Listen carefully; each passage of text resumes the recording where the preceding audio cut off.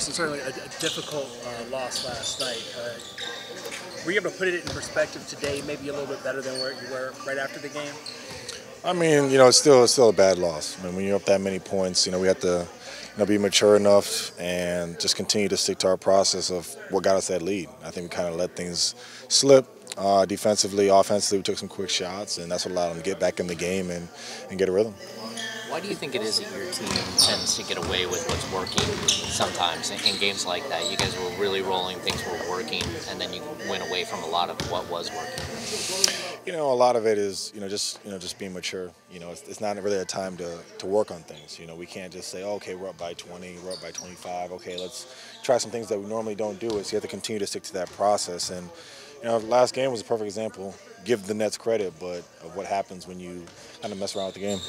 Was there anything, when you guys went back and watched film today, I know there's always the woulda, coulda, shoulda, but is there anything you wanted to resonate with the team after watching that film again? I mean, the biggest thing is, just seeing it. Just seeing kind of how, one shot here, one turnover there, them kind of getting on a run, us not really getting settled, kind of just letting them continue to kind of play a free-flowing game.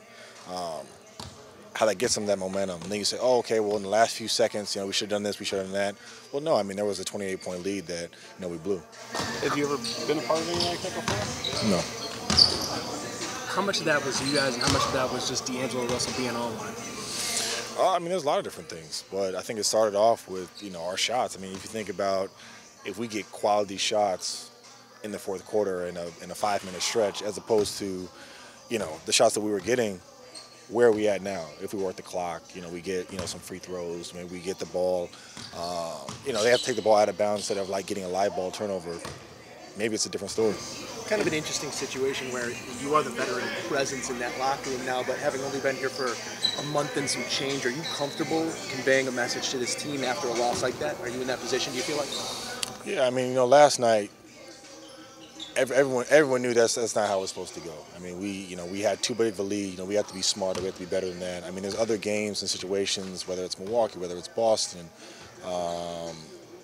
whether it's Washington, where we can look at specific things. You say, okay, this is what we should have done better. This is how we can get better. But a game like last night, like I said, you got to give them credit. But we did a lot of things to, help them get that run. Going up against Dallas for the first time since the trade.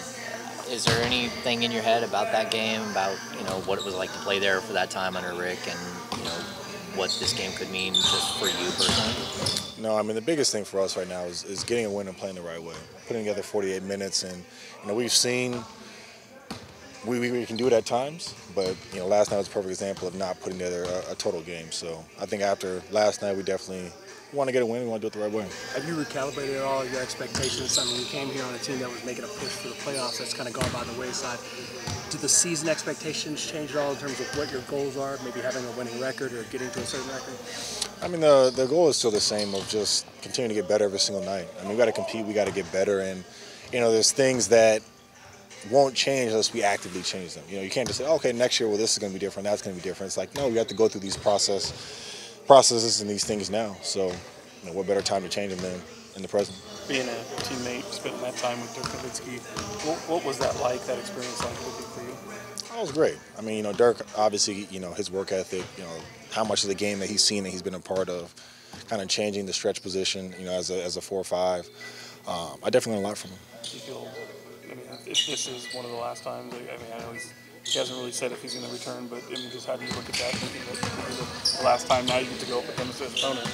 Yeah, I went up against him for a couple years, played with him for a couple years, so, I'm obviously, I cherish those, those memories, those experiences. I think his imprint on the game is, solidified, and he's a legend in this game, the Michael Jordan, of international basketball for sure, so, yeah, I think, it'd be crazy. I really haven't put it in perspective if this could be the last time, but, if it is, he's had a heck of a career. Swap jerseys with him? Nah, I almost swapped jerseys with him. You're one of the only players to have an interesting perspective of playing with both Marvin and Luka. What do you make of both of them, just as their talent level and how they fit in the